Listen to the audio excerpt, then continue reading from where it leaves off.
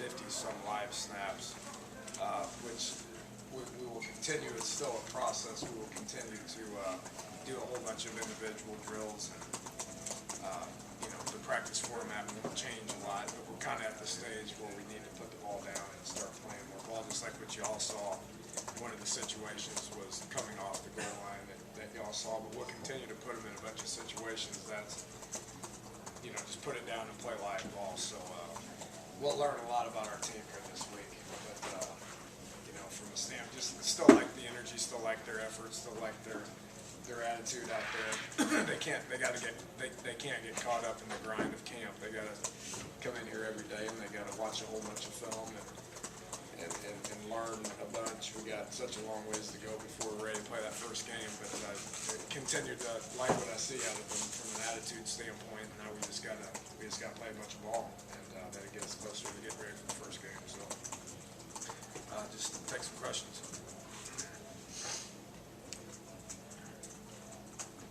Dana, in terms of Will Clark, we saw him today, he was at D end. Where do you anticipate him with? D end, D tackle, everything?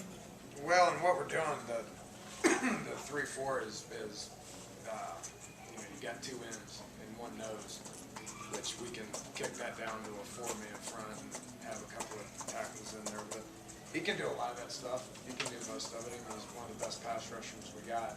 So you're going to want him at end a lot. But he's gained weight. He's a strong guy to where if we needed to get him down into a defensive tackle type situation, we could. He's playing well. His attitude's great, and he's maturing. He's becoming an upperclassman and a leader and all that. Had a couple freshman safeties out there with the first team today. If you talk about that a little bit, what those guys have shown you, and obviously enough to be out there. Yeah, we got injuries right now too. At safety, Cook's been hampered by a groin. He's day to day, and Morrow's been hampered by a hamstring. He's day to day. He's two older guys that we need to get out there. Carl Joseph kind of finished the spring as the #1 safety. He's a good football player, so having him in the spring has helped him. And due to Cook being out, we slid KJ up. So, I told all the freshmen after practice, we put them in an up-tempo 2-minute situation today, and their heads started swimming. If we can't handle tempo, it's going to be a long season for us. Everybody's going to tempo. And the young guys, without the experience, that's where it shows more than anywhere. So they got caught standing around watching a little bit, but they just got to keep progressing. Two talented kids that got great attitudes. We'll continue to get better.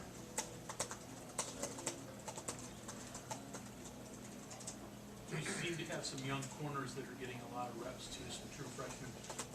Concern you that you're so young there, or what do you think of that? Yeah. Concerns us.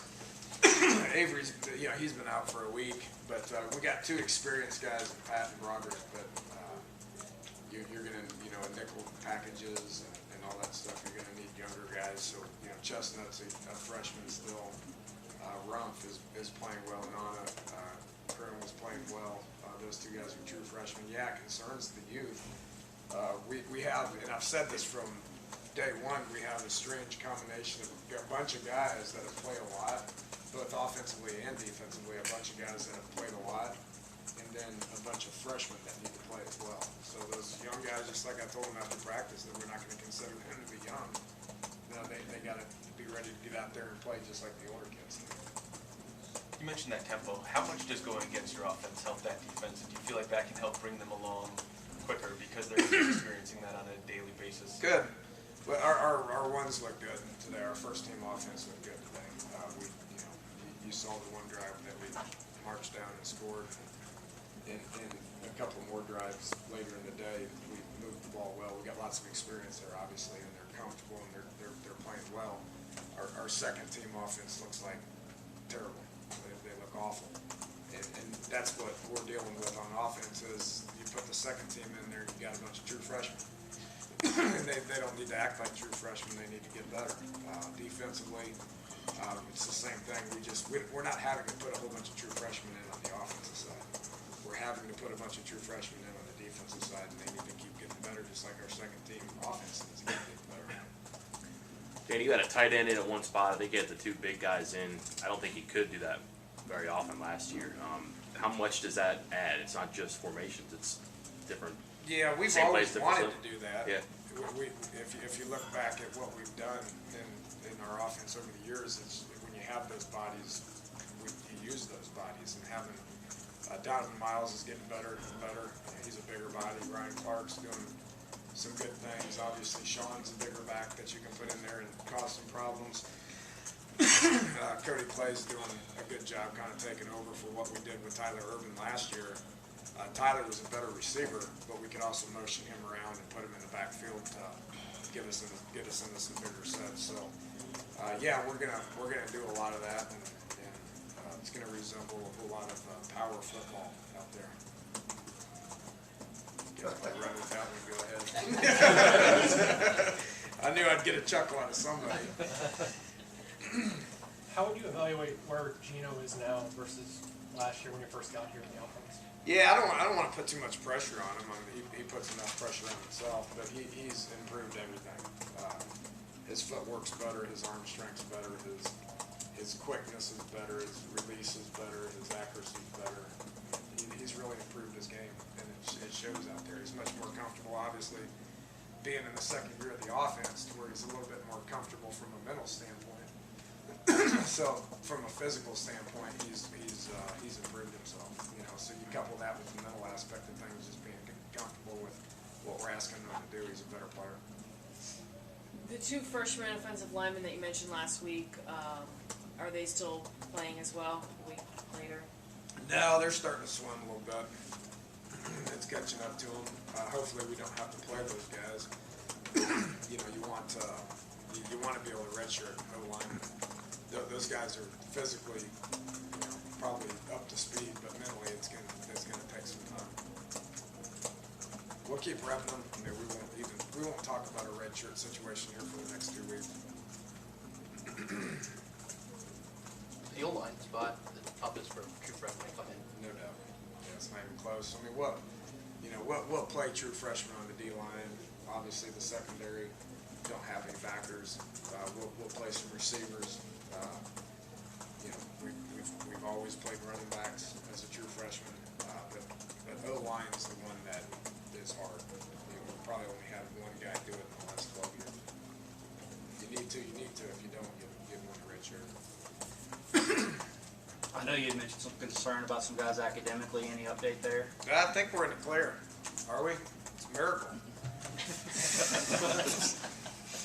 It's the first miracle of the year. A couple guys I had some very serious reservations about, and they got cleared. So the academic people in the back are doing a good job. David, was JD outside today?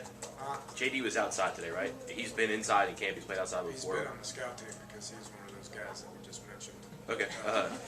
He finally came to life here in the last 2 days.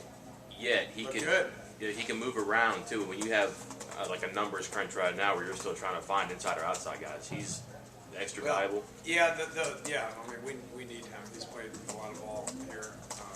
He finished the year last year as the starting Z, the outside guy. Moved him inside because we needed some inside guys, and then with the emergence of Jordan Thompson playing at a very high level, we didn't. You know, he took that spot and ran with it. So we felt better about that inside receiver spot with him and Tavon than we did the outside receiver spot, and so we moved JD back out because he was more productive than the guys that we had there. We're gonna get a chance to talk to the freshmen tomorrow. Any of the freshman wideouts done anything to? Any of the freshman wideouts done anything to open your eyes to those some of the guys who have? Not really. You know, other than Jordan, which, you know, we've talked about a lot about Jordan just being productive. The other guys are, and again, we're 1 week into it, but 3 weeks more before the first game. So that they've all shown signs of doing some good things, but then they take a step back because they're young and their head starts swimming a little bit. So nobody that, we're not willing to put any of those guys in the 2 deep as of right now. I would anticipate 1 or 2 of them playing, but don't know the answer to that. What receivers are you comfortable with? Obviously, other than your top two. Yeah, KJ Myers is playing well. He's doing a good job.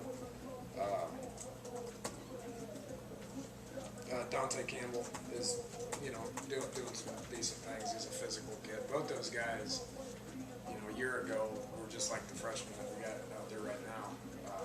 And with a redshirt year, they're more physical.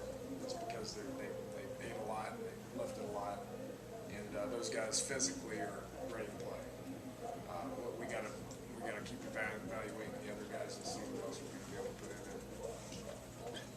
I know you haven't done this as far as building up the Big 12 and all that, but there's been a lot in the news and everything about Big 12, Big 12, Big 12. You worry at all about your team not really being ready for those early games because of the aura of that behind it? No, because of how we've approached it. We haven't talked about any of the games yet. And once the first game gets closer, we'll start talking a lot about that first game, and that's the only one we'll talk about. So we've thought it out. We have got a lot of coaches that have approached this the same way for a long time. And we'll keep worrying about ourselves because we got a long ways to go. The first offense is doing some good things, but we got to play. We got to play a lot more guys on offense. We got to play defensively. We got a long ways to go, and special teams we got a long ways to go. So we'll keep worrying about ourselves, and then once we get closer, we'll worry about Marshall. It's just the approach. Lane, is there a significant difference if you were to run your August tape from last year, watching practice and downfield blocking compared to this year? For receivers, I'm talking about. Is it significantly better or not? I wouldn't say it's significantly better. It's something we've worked hard on, and that's why I mentioned KJ Myers and Dante Campbell, because they're physical guys that can block downfield. Do a good job of that. We've had the ability to throw a lot of screens, and I don't care who it is, if it's Squirt or Tavon or Stedman, you got to be able to get out there and handle some outside backer type bodies. So we've worked hard on it, and yeah, I think it's better. Is it ready for prime time? Probably not yet, but we'll keep working. I do think it's better.